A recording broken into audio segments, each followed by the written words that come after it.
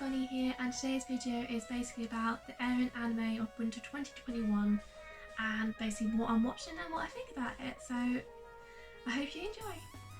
So to begin with, I've started to watch Say Saga, which is 12 episodes long, and it's based on a marble game app, and it's by Linden Film Studio. I think I pronounced that correctly. I may not have, but anyway, I've been watching it on Funimation streaming service. So basically, this anime is a medieval fantasy tale of war, betrayal, murder. Since the king is murdered right at the beginning by his own dukes, and the heir has to go into hiding, and she's basically disguised as a man. And to add a little bit of spice to the plot, I guess they sort of just added monsters in, and nobody knows where the monsters have come from. So I guess that's sort of the basic summary of the plot.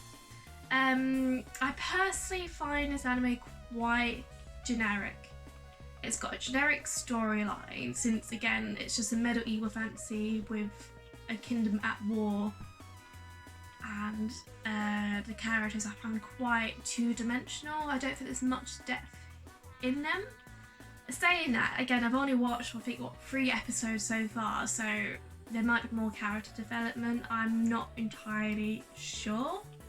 I personally feel like this anime is basically to promote the mobile game app. I can't really see it as anything more than just basically a big advertisement.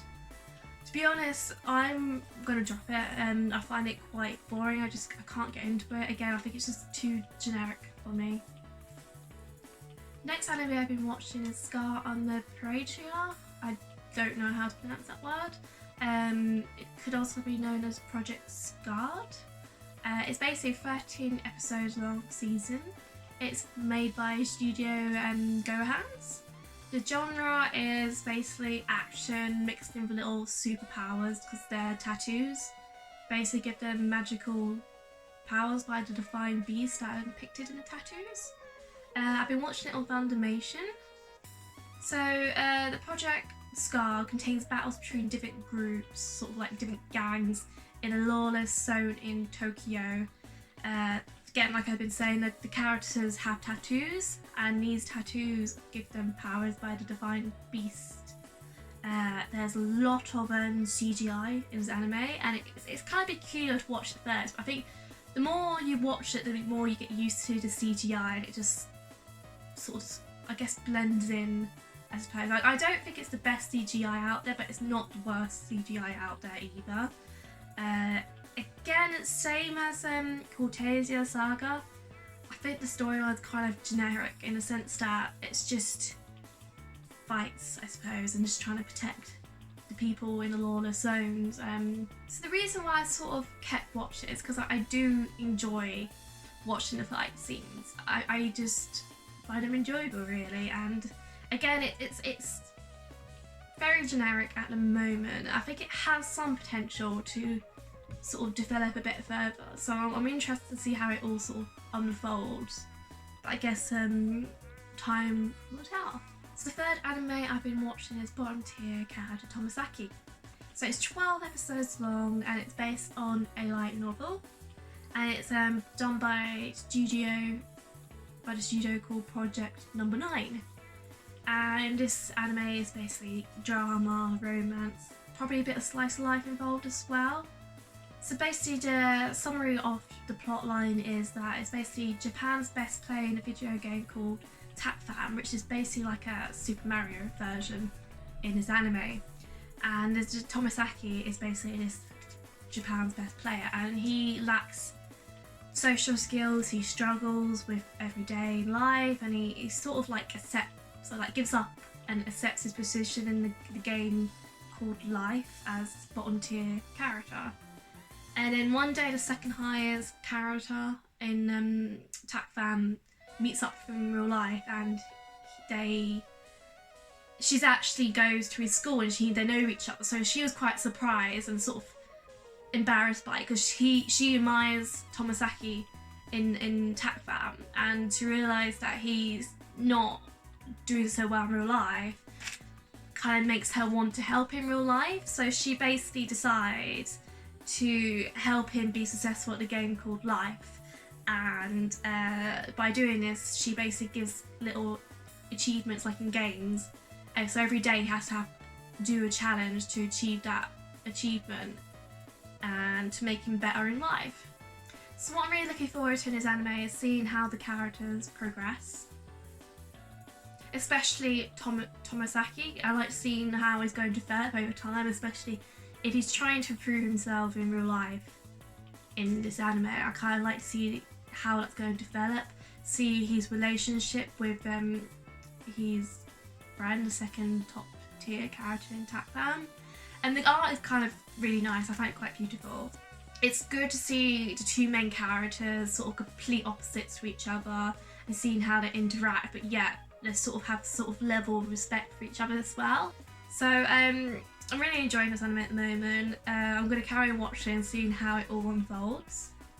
So moving on to the next anime, which is Wonder Egg Priority, which is 12 episodes long and it's based on original story, which is quite interesting because nobody really knows where it's going to go at the moment. It's done by Studio Cloverworks, which I believe is quite a good studio if I remember correctly.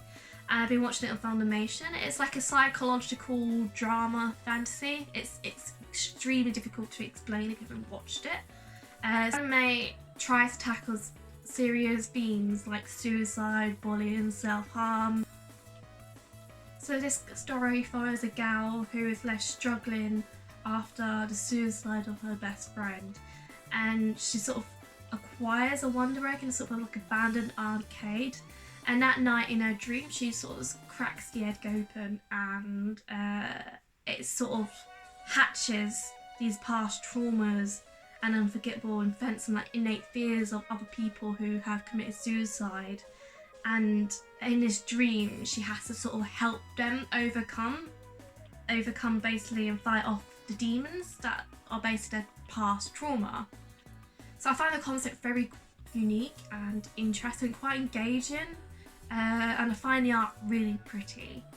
And I kind of feel bad for criticising it because again it's really beautiful, it's really good unique concept, but I was not really criticism, it's more like what I like to see happen in the anime, which is basically seeing how the main characters develop more and how they sort of flesh their personalities out more. Because again, I've only watched them for 3 episodes, so it's not been long enough to really see the characters fleshed out, so I'm looking forward to seeing that character development.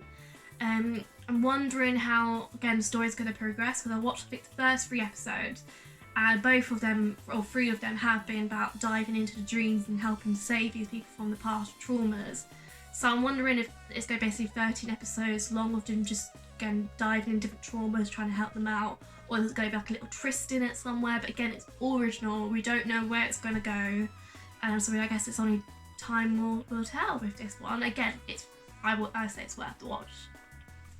So lastly, we're coming to my favourite anime, which is of this season, shall I say, which is Heaven's Design Team, and it's 12 episodes long, and the source media is manga, and it's from Asahi